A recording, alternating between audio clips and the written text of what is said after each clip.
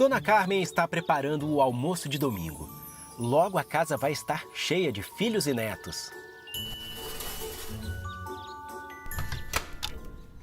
Inesperadamente, Dona Carmen começa a suar e tudo começa a rodar à sua volta. Algo está errado. Ela não está se sentindo bem.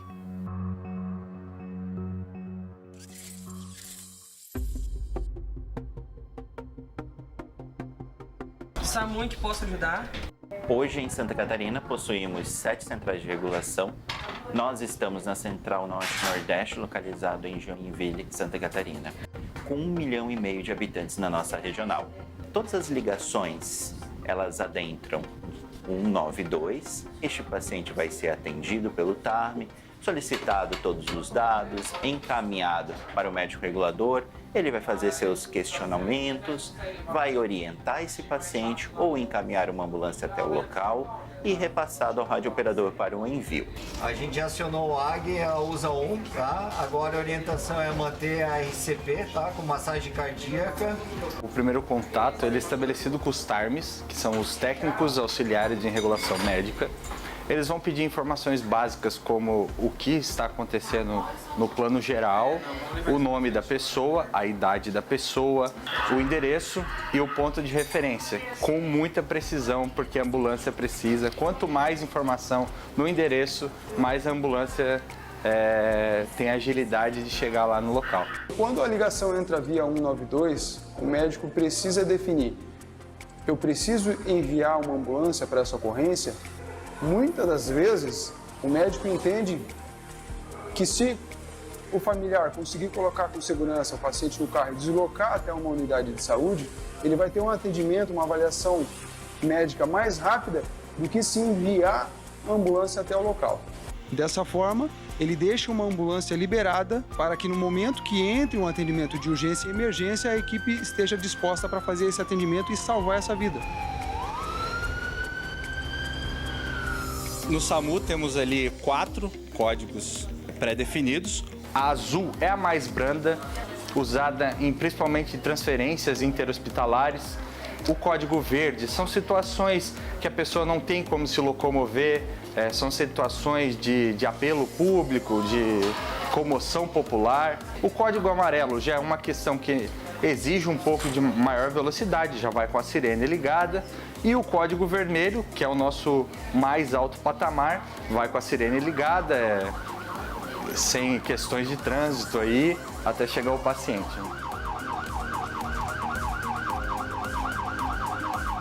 Na chegada do nosso plantão, a gente faz a troca, que a gente chama de J3, e verifica os medicamentos, os equipamentos. Feito isso, a equipe está apta a fazer esse atendimento com segurança.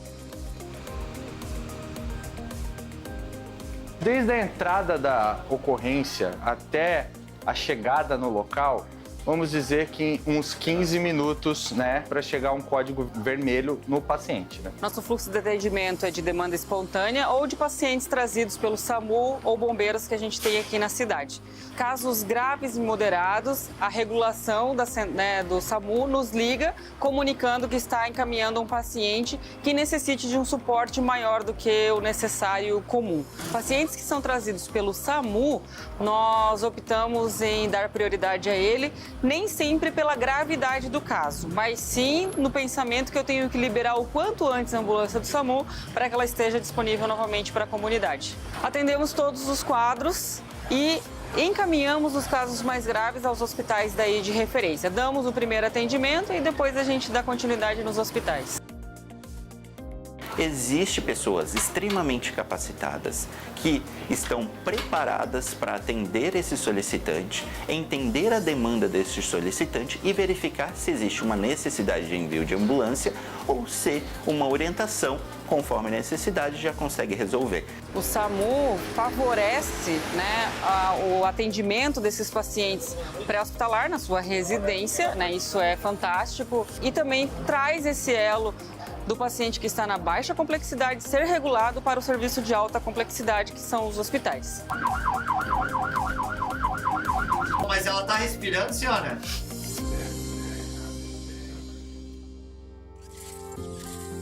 Hoje nós vamos conversar sobre a organização da rede de atenção às urgências. A gente vai falar sobre os componentes dessa rede, a organização do cuidado e sobre o processo de planejamento no espaço regional ampliado. Mas antes, vamos relembrar os destaques da aula passada.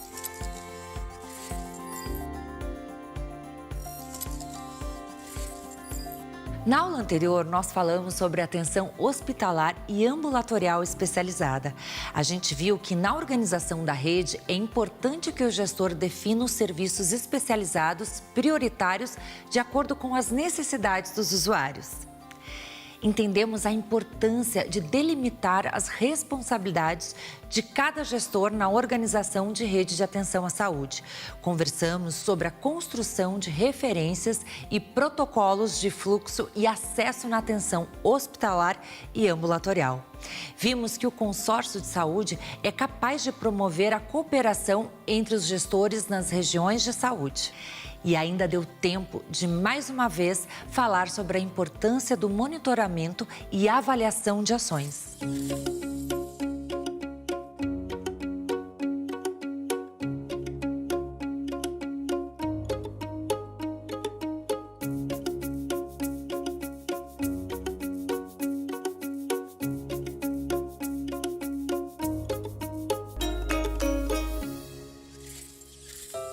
Na rede de atenção à saúde, é muito comum gestores e equipes se depararem com situações que exigem respostas rápidas e integradas da rede. Tudo bom, Felipe? Eu estou falando das urgências.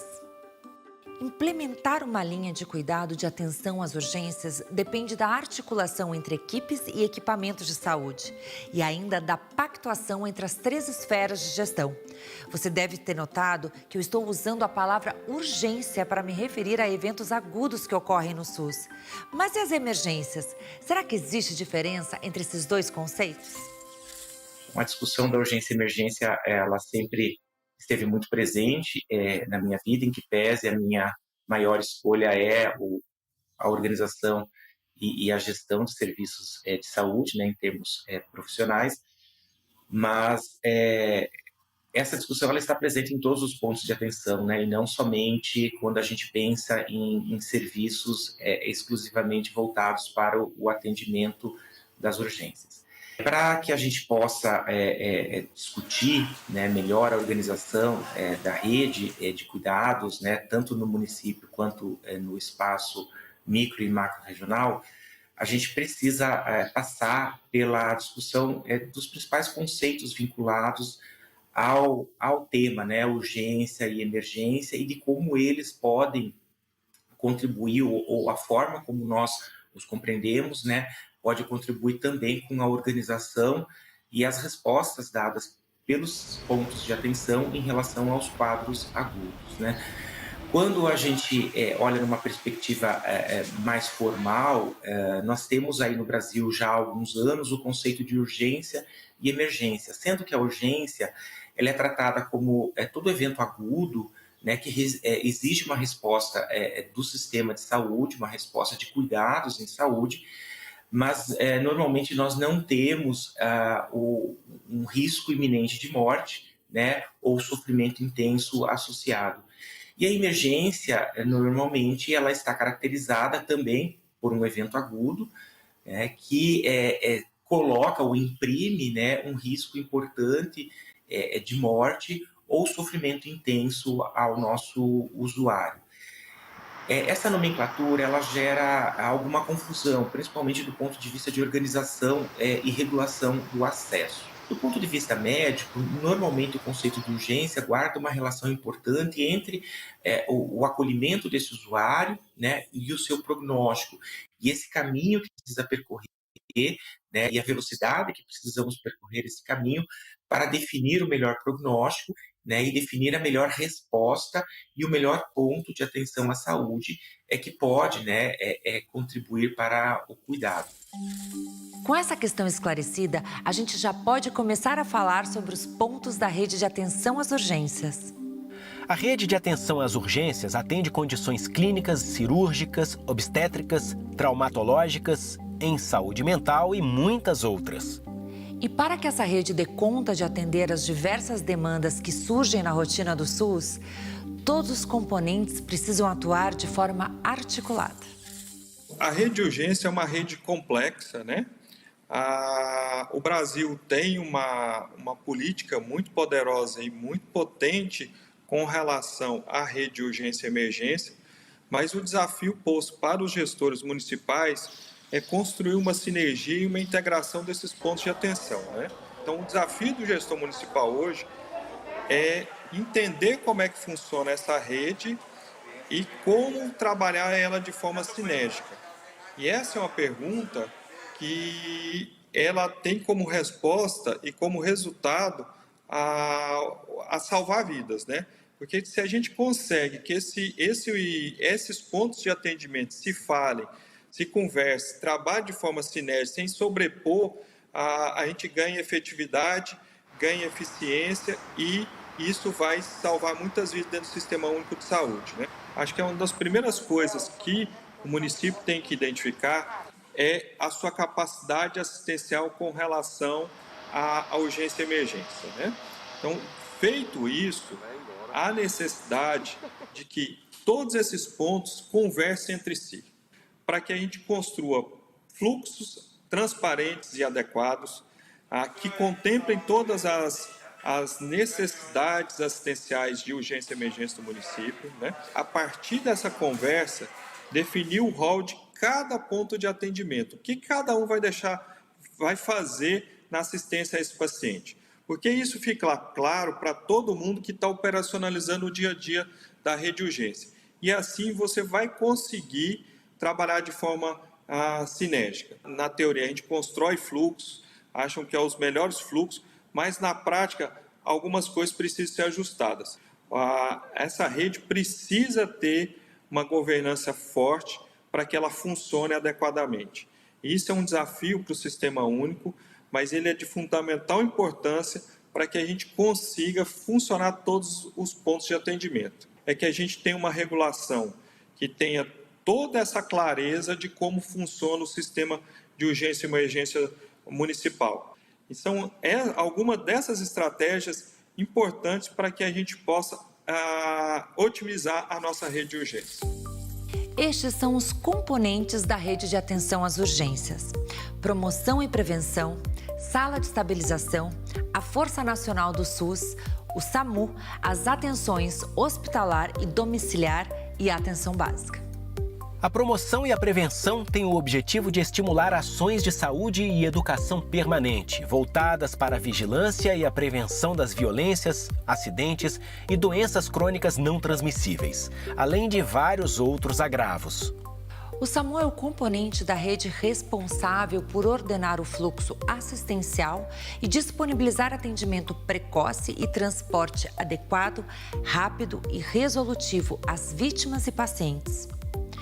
O SAMU é acionado por uma central de regulação de urgência. Essa central classifica e prioriza as necessidades de assistência, além de ordenar o fluxo de referências e contrarreferências dentro da rede de atenção à saúde. O papel da central de regulação médica do SAMU além de regular, ela tem uma função extremamente importante de ordenar todo o fluxo, o início do fluxo da rede de urgência e emergência. Por ser o primeiro contato em casos de urgência, esse médico, esse regulador, ele tem uma função que é conhecer profundamente o fluxo de toda a urgência e emergência de uma determinada região, de uma determinada localidade, principalmente entender, conhecer as referências de cada uma das portas, de cada um dos serviços, para poder fazer o direcionamento, garantindo esse ordenamento, essa classificação e esse ordenamento, para que a gente possa ter a efetividade dos serviços para aquelas pessoas que buscam, que necessitam da rede de urgência e emergência. A regulação médica do SAMU, ela tem um papel extremamente importante e ela é garantidora do funcionamento do fluxo. A falha de uma regulação médica ou encaminhamento equivocado por parte de um regulador do SAMU em alguma das portas causa todo um transtorno que muitas vezes acaba vindo para o gestor. Porém, quando essa porta e esse fluxo é muito bem encaminhado iniciando pelo médico regulador do SAMU, nós conseguimos ter a efetividade da rede de urgência e emergência. Principalmente para que, quando for acionado o serviço do SAMU, para que esse regulador possa ordenar, todos falem a mesma linguagem, para poder cada vez mais tornar eficiente o trabalho das centrais de regulações médicas e de todos os entes que compõem a rede de urgência e emergência.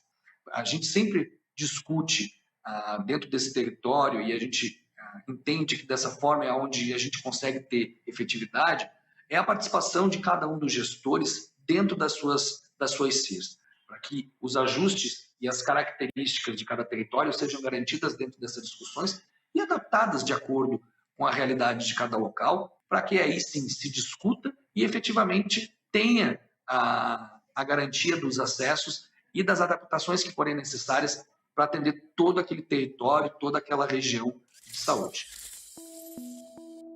As unidades de pronto atendimento 24 horas são pontos de atenção de complexidade intermediária entre as unidades básicas de saúde, as unidades de saúde da família e a rede hospitalar. As UPAs devem trabalhar com pactos e fluxos pré-definidos. Já a Força Nacional do SUS é um componente humanitário do Sistema Único de Saúde. A Força Nacional do Sistema Único de Saúde, denominada Força Nacional do SUS, ela foi criada por meio do Decreto 7616, que estabeleceu e organizou a emergência de saúde pública de importância nacional. Então, dentre as tipologias de emergência que a gente tem, estão as epidemiológicas, os desastres e a desassistência. E a força foi criada por este mesmo decreto com o objetivo da gente oferecer uma retaguarda, de profissionais que pudessem apoiar os municípios e os estados sempre que superada a capacidade ou daquele município ou do estado de responder a uma determinada emergência. Lembrando que a emergência ela pode ser epidemiológica, ela pode ser por desastre ou ela pode ser por desassistência. A Força Nacional do SUS ela seria o braço assistencial dessa resposta, dessas equipes de resposta para as emergências em saúde pública.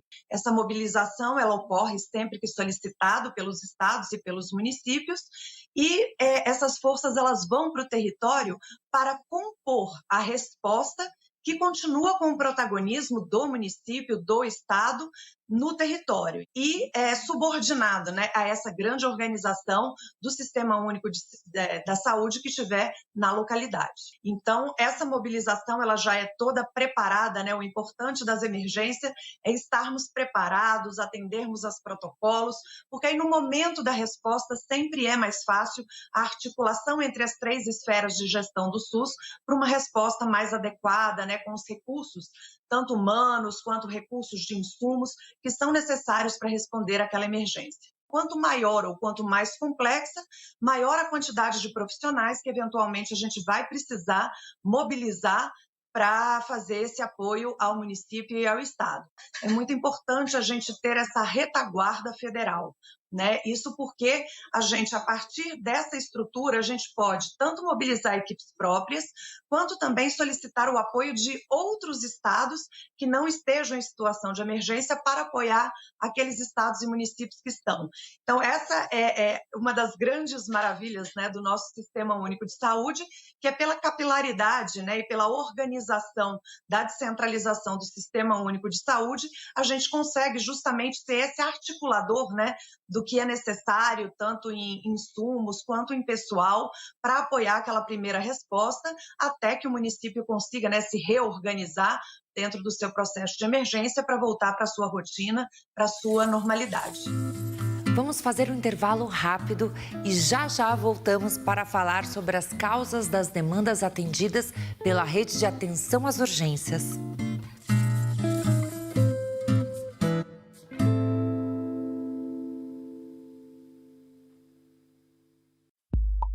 O Conasems vem se transformando. Fazemos parte da história da saúde pública no Brasil e a nossa trajetória é a trajetória do SUS. Hoje, a gente vai além, mas sempre atento ao que nos torna plurais. Somos a cara de todos os cantos desse país. Nos reinventamos todos os dias e por isso o Conasems quer sempre mais. Mais SUS, mais informação e mais interatividade. Estamos cada vez mais perto dos profissionais de saúde e da gestão municipal em todas as telas, a qualquer hora. É assim que nasce o Mais Conasems, um projeto multiplataforma que, mesmo à distância, nos conecta. Saiba mais em www.conasems.org.br.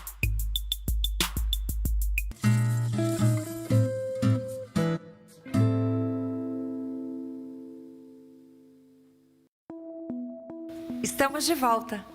E o gestor precisa sim conhecer os componentes da rede de atenção às urgências, mas só isso não é suficiente para que ele contribua para a organização da rede de atenção à saúde.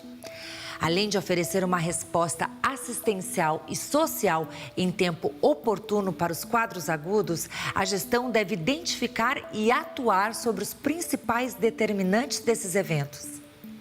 É importante que a gestão realize uma análise da situação de saúde para identificar riscos e vulnerabilidades e, a partir disso, estimular a formulação de políticas públicas intersetoriais com foco na promoção, prevenção e vigilância em saúde. Quando a gente fala de intersetorialidade, normalmente, até pela própria formação na saúde, pelo nosso cotidiano, nós costumamos a enxergar os problemas de saúde como só da saúde. Nós estamos voltados para a rede assistencial, né? Então, nós não pensamos muito nas ações e práticas que podemos desenvolver para que a gente tenha aí uma redução do impacto de determinadas doenças e de determinados agravos no setor de saúde, lançando mão desse planejamento e desse conjunto de ações intersetoriais que podem ser utilizadas para que a gente tenha aí uma redução no impacto dessas doenças ou desses agravos na rede assistencial de saúde. É de extrema importância que nós atuemos nas causas desses determinantes, desses agravos, justamente para que a gente possa organizar e otimizar a nossa rede de saúde no sentido de prestar atendimento para a população. Aqui, como nós estamos falando da urgência e emergência, nós temos uma série de ações nesse sentido de reduzir esse impacto dessas doenças e desses agravos nessas unidades de saúde. Há exemplo em que nós temos um grande número de casos de pessoas acometidas com dengue. Essa é uma doença que tem um impacto considerável tanto nas nossas portas de urgências, quanto também na atenção básica e também em outros setores da sociedade. E aí nós lançamos mão dos agentes de endemia. Um outro ponto também interessante é o nosso trabalho que é feito com o setor de comunicação da própria Secretaria de Saúde e da Prefeitura. Hoje nós temos aí as redes sociais chegando até em um número maior do que os próprios canais de televisão, né? Chegando até as pessoas. Nós fazemos um trabalho também em parceria com as escolas. A gente sabe que a educação e a conscientização das pessoas e não deixar a água parada, a gente tem aí uma redução da proliferação do mosquito, né? E, consequentemente, uma redução aí da transmissão da doença. Nós temos um outro exemplo também aqui no município, que é a questão do trânsito, tentando traçar estratégias para que outros setores, também aí relacionados à educação, à comunicação, e aí, além disso, a própria mobilidade urbana, que realmente é onde resolveria o problema de fato. A gente mapeia os pontos da cidade onde as pessoas estão se acidentando mais e essa informação chega na unidade de saúde. Então, essa informação ela é trocada, ela é repassada para o setor de mobilidade urbana para que esse atue lá naquele local, tentando aí reduzir os fatores que podem causar esses acidentes, né? Enquanto ações intersetoriais, né, que nós estamos executando aqui no município, no sentido de poder reduzir aí essas causas e, consequentemente, esses danos que essas doenças ou esses agravos ou essas condições podem causar e impactar aí nas nossas unidades de saúde. A atenção básica tem um papel fundamental nesse processo de análise da situação de saúde e, consequentemente, na organização da rede de atenção às urgências. Quando a gente pensa no papel da atenção primária, na organização do cuidado, né, principalmente aí no cuidado em rede, a gente precisa partir do pressuposto de que essa atenção primária possui um território definido, ela conhece por meio das estratégias de territorialização, estratificação de risco da sua população, né, os principais determinantes de saúde envolvidos no processo saúde-doença daquela população. Quando nós organizamos a atenção primária, nós precisamos dar conta, né, das condições crônicas que ali são identificadas, né? Mas, para além disso, nós precisamos também ter um papel muito proativo na perspectiva de estabelecer o rastreamento adequado, né? Antecipando movimentos importantes dentro do processo de adoecimento dessa população. Mas nós temos diariamente uma demanda que acaba exercendo uma pressão importante na atenção primária, que são dos eventos agudos, né? Desde pequenos eventos até condições, muitas vezes, que excedem a capacidade de resposta da própria atenção primária. Então, nós precisamos compreender, a partir da responsabilidade que temos pelo nosso território, que essa unidade de saúde, para além do manejo das condições crônicas, das estratégias de promoção e prevenção, ela precisa sim estar preparada para o acolhimento dos usuários com quadros agudos, né? E a fila não é o melhor critério para isso.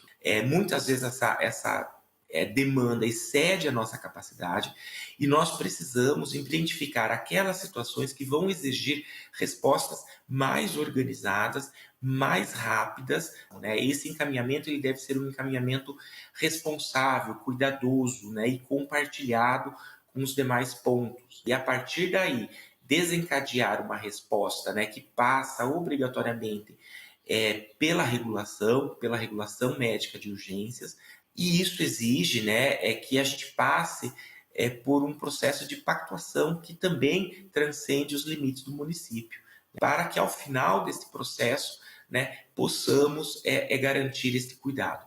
É um grande desafio para o gestor, né? Eu acho que essa demanda bate à porta de todos, de modo geral ela acaba desorganizando muito daquilo que nós temos no nosso sistema municipal de saúde, justamente porque a gente deixa de olhar para esta necessidade de organização de resposta para o evento agudo.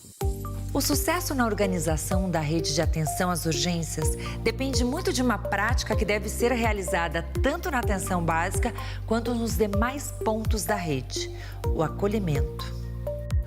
O acolhimento é o primeiro passo do atendimento.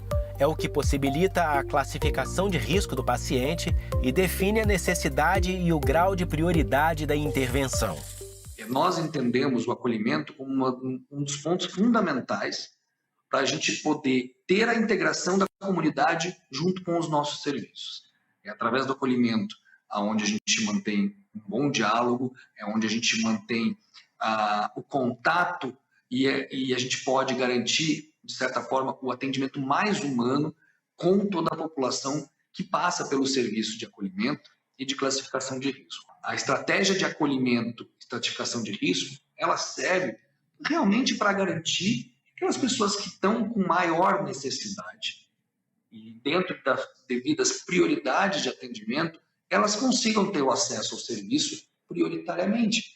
E é importante ter esse diálogo, porque a comunidade muitas vezes não entende a importância de você explicar para o cidadão o porquê que existe esse processo de classificação de risco, porque isso ser feito já no acolhimento da pessoa que está buscando o serviço é extremamente importante para evitar desgastes, para evitar discussões e principalmente fazer com que a população entenda que isso é estruturado para garantir o atendimento às pessoas que mais precisam. A gente precisa de um conjunto de informação para comunicar isso, para que a pessoa ela entenda e ela cada vez mais compreenda o porquê que às vezes ela está ali aguardando enquanto tem outros que chegam depois dela e são atendidos prioritariamente. A gente sabe que o contato, a conversa, o olho no olho, quando a pessoa busca o serviço explicando como que vai ser feito toda essa classificação de risco, ela traz uma efetividade bem maior do que apenas, muitas vezes, ter banners expostos nos locais. E deixar muito claro que a estratificação de risco ela é extremamente importante para a organização do serviço de saúde.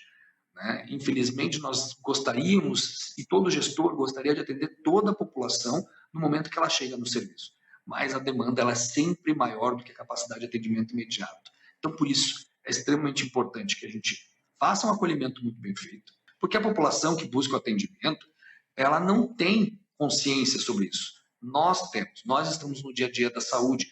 A população que busca o atendimento, ela está com dor. E a gente tem que ter essa compreensão para a gente poder acolher melhor e para a gente poder explicar por que funciona a estratificação de risco e todos os demais serviços dentro da rede de saúde. É extremamente importante nós estarmos em constante aprendizado, em constante capacitação, né, para que a gente possa cada vez mais estar aprendendo e compartilhando as experiências, as dificuldades, mas principalmente, né, buscando sempre agregar valor no conhecimento e nos serviços, consequentemente, que são geridos por cada um de nós. Como vocês viram, em algumas situações, colocar o paciente na fila de espera do atendimento de urgência não é a melhor resposta. O mais importante é garantir uma atenção mais imediata em outra unidade da rede, principalmente aquela a qual o usuário já está vinculado territorialmente e muitas vezes afetivamente.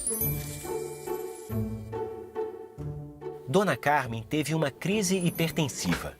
Felizmente, ela já está melhor, mas fez bem em procurar um serviço de urgência, já que era domingo e a UBS do bairro estava fechada.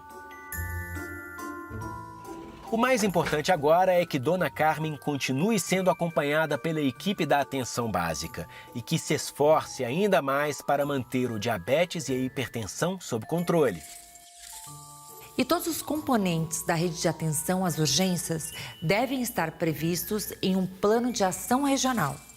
O plano de ação regional nada mais é do que o documento que ele consolida todo o diagnóstico situacional da rede de atenção à saúde, no caso em questão da urgência e emergência.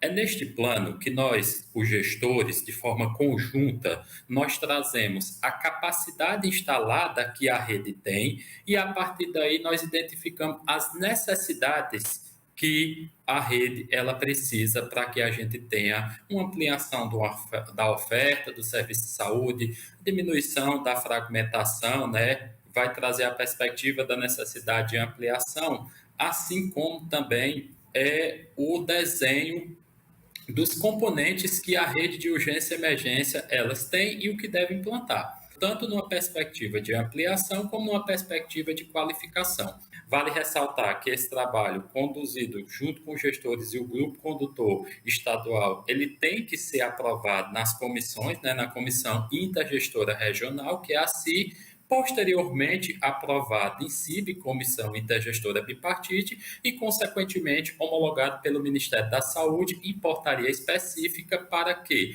assegure o financiamento, já que a rede de urgência e emergência ela traz um financiamento de custeio para os municípios, para que os municípios possam estar qualificando os serviços existentes e ampliando novos serviços na busca de ampliação de acesso à população.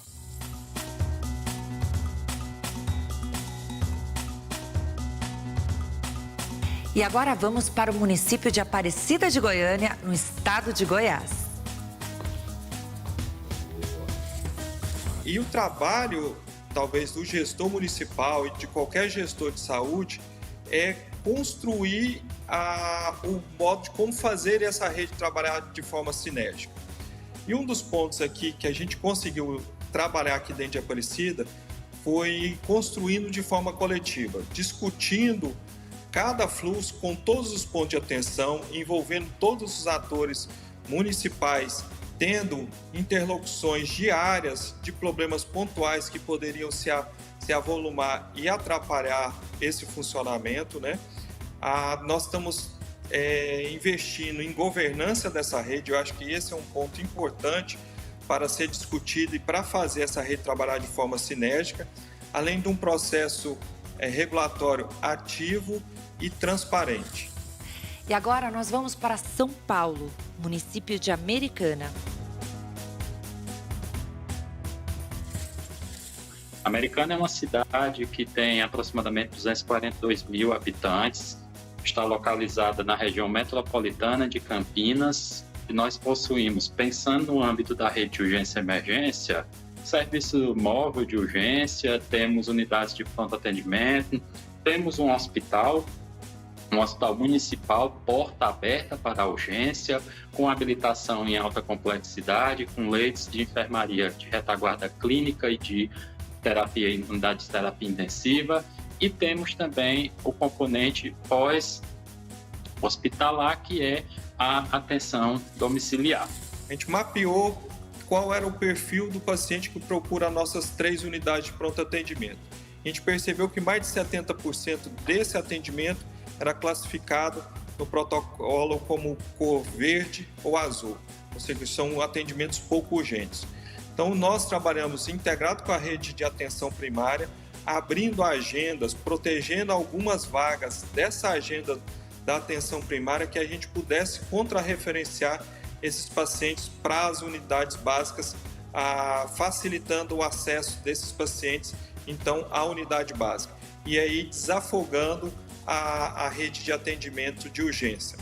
Além disso, nós atuamos na porta de saída dos nossos hospitais, principalmente do hospital municipal. Nós temos um hospital grande aqui, com em torno de 240 leitos, e nós tínhamos percebido uma dificuldade de giro de leitos.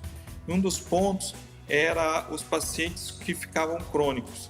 Então, nós colocamos o serviço de atenção domiciliar em contato com o hospital, para que quando tivesse já condições de alta, pelo menos para que o SAD, o Serviço de Atenção Domiciliar, pudesse acompanhar, isso fosse trabalhado de forma sinérgica. A partir da construção da rede de urgência e emergência, onde ficou mais claro que todos os gestores conhecessem a capacidade instalada, não só sua, mas a capacidade instalada dos municípios vizinhos que faziam parte do desenho da rede.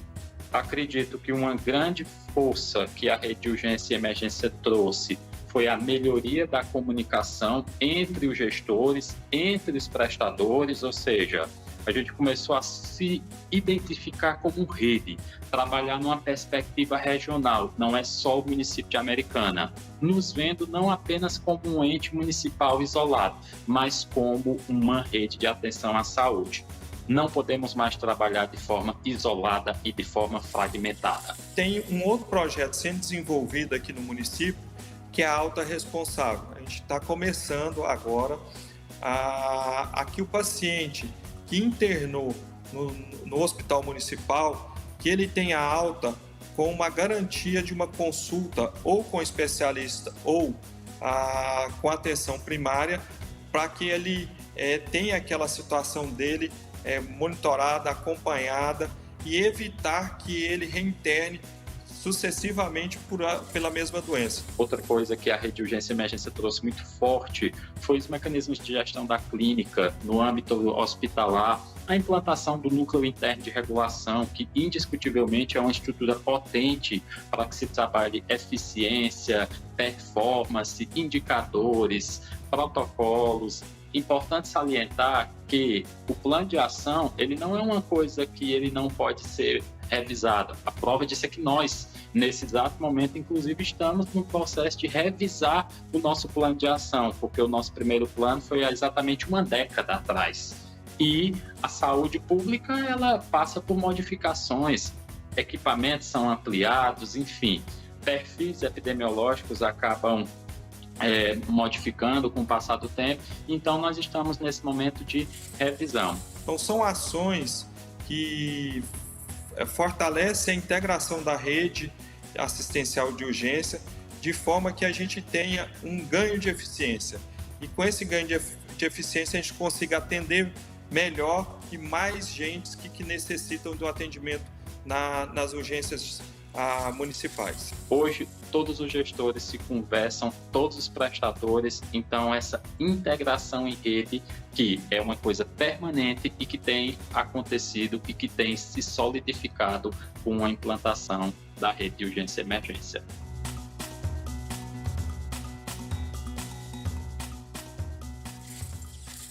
A aula já está quase no fim, mas vamos então conferir os destaques do conteúdo de hoje?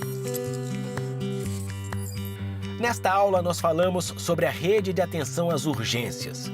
Vimos que implementar este tipo de rede depende da articulação entre equipes e equipamentos de saúde e ainda da pactuação entre as 3 esferas de gestão. Conhecemos os componentes da rede de atenção às urgências e entendemos que para que a rede dê conta de atender os casos agudos que surgem na rotina do SUS, esses componentes precisam atuar de forma integrada. Mostramos o quanto o acolhimento bem feito é importante para eleger prioridades e organizar o fluxo nas unidades de atenção às urgências. E ainda entendemos que a articulação e o planejamento regional são fundamentais para o sucesso da rede de atenção à saúde e da linha de cuidado de urgências. Seus estudos continuam agora no AVA e não deixe de conferir as informações que o CONASEMS divulga nas redes sociais. Na próxima aula, a gente vai falar sobre saúde mental. Até lá!